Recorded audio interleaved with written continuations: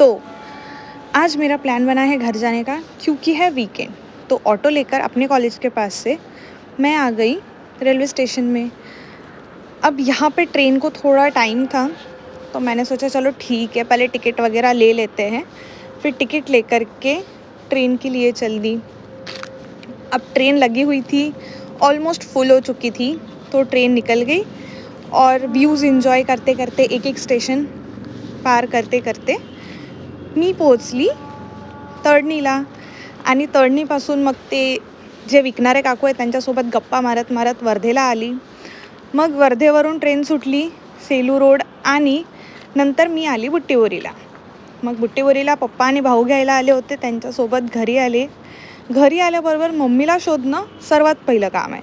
Mummy जेवण बनवत होती, मग काय थोडं जेवण आणि नाश्ता वगैरे करून चटरपटर खायला गेलं. पण घरी आलं आणि चटरपटर नाही खाल्लं तर काही गोष्ट नाही. बाय.